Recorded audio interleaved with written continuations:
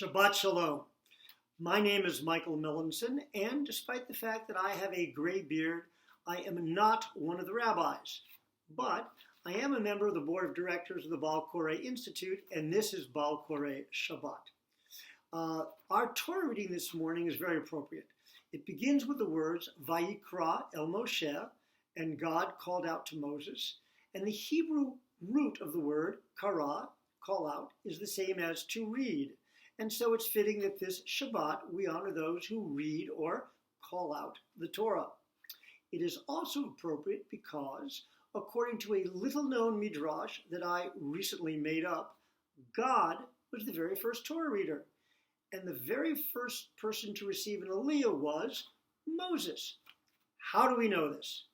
Because at Mount Sinai, God tells Moses to go up to the mountain, an aliyah.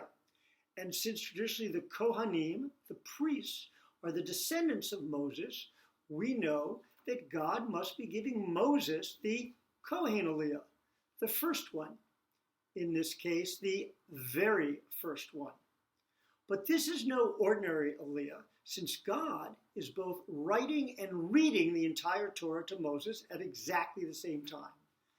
This makes for a really, really long aliyah, 40 days and 40 nights to be exact. And since Moses' brother, Aaron, is waiting at the bottom of the mountain for his aliyah, since Aaron is the father of all the Levites, he's waiting for the Levite aliyah, he gets very impatient. And the Israelites look and they say, look, if Aaron is never going to get aliyah, we Israelites are totally never going to get a chance. And that, of course, is how we get the golden calf. Now, according to this midrash, this is why God decides that no Torah reading will ever be that long again, even if it sometimes seems that way. Instead, we'll read small sections of the Torah every week. Okay, maybe that's not exactly what happened at Mount Sinai. But even if it isn't, I think there is a connection between this week's Parsha, which begins the book of Leviticus, in Hebrew, Vayikra, that same root again, and the reading of Torah, again, Korei. And I believe that connection is not just linguistic, but it also speaks to what we would like to get out of our relationship with God. So in Jewish tradition, the book of Leviticus is also called the book of the Kohanim, or the priests, because it's filled with detailed instructions for how the priests should act in their role as intermediaries between the people and God. And modern biblical critics call this the Holiness Code. Now, fortunately, today's Torah reader does not have to dip his or her finger in the blood of a bull and sprinkle it 7 times, or if your temple is on the triennial cycle, 2 1/3 times. But I nonetheless like to suggest that reading Torah, that engaging with Torah, actually brings together some of the same ritual and even physical elements that we see in the ancient practices of the priests in the same kind of search for holiness. And that's no bull. So, let's explore for a few moments that theme of the physical and the ritual coming together. Now the bima is, which I'm not on one today, our altar in its own way. When we take out the Torah, according to the commentary in the Siddur, Lev Shalem, we create, and I quote, symbolic moments when the presence and will of the divine may be especially felt.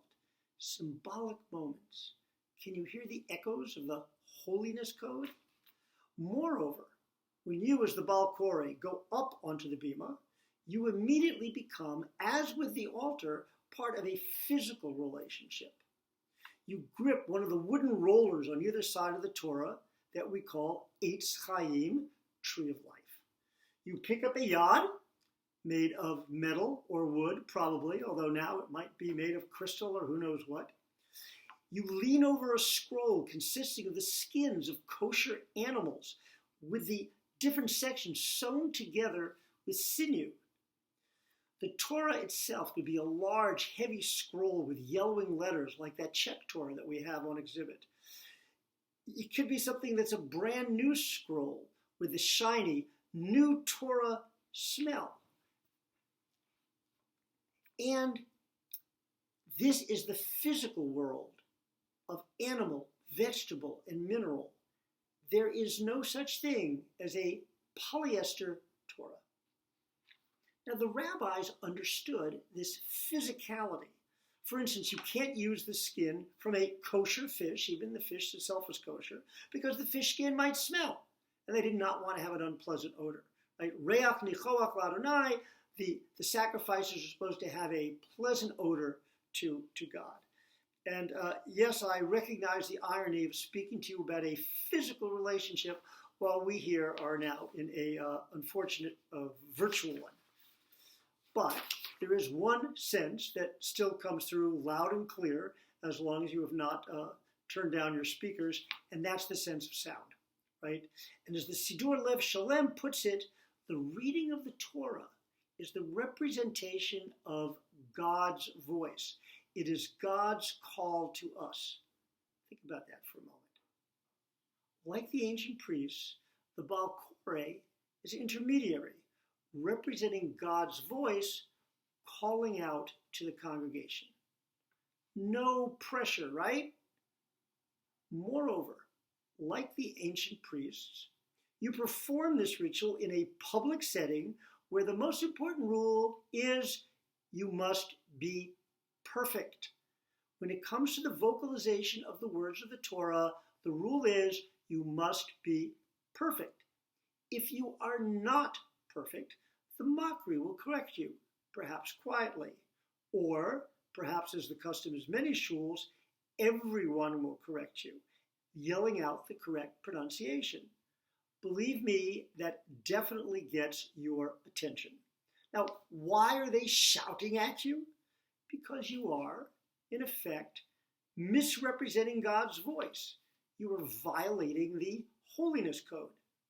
It almost makes you wonder whether it'd be easier to be one of the Kohanim back in the days of the altar, sacrificing pigeons. See, just like I promised, no bull. And yet, this wrestling with the words and the sounds of Torah, with the rules and rituals of Torah, this physicality of Torah also can produce a uniquely intimate relationship. Unlike when Jacob wrestled with the angel, you won't get a new name, you won't be called Israel, but your reward may be a new and more intimate relationship with the people Israel, and the way their story, our story, has been told for millennia. And finally, there's something more. Maybe it will come from what you feel when you read Torah at your kid's bar mitzvah or bat mitzvah, or with a spouse standing behind you, or a parent right next to you.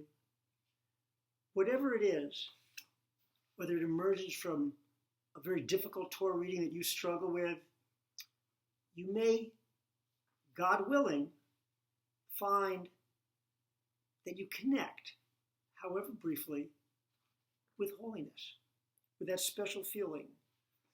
Baal Korei, you call and you are called. Before I close, allow me to shift metaphors for a moment and say a few brief words about the Baal Korei Institute. The verses from the book of Proverbs that we know as Eshet Chayil, woman of valor, are traditionally said by a husband to his wife on Erev Shabbat, before the Shabbat meal. Those verses were written at a time when women's achievements were not widely recognized because they were out of the public eye. And it occurred to me that this also applies to those who are out of the public eye yet have made the Baal Korei Institute such a vital part of our congregation for so many years. There's Howard Turner, whose vision led to its formation and who led it for so many years, followed by Karen Bieber, and today, Bruce Cowens.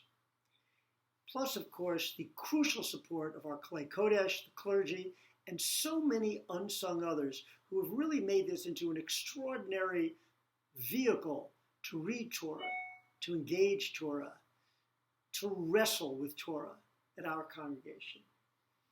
And so, To adapt the words of Eshes Chayo, we at Bethel should extol them for their handiwork and praise them in the gates for all they have done. And that too is no bull. Shabbat Shalom.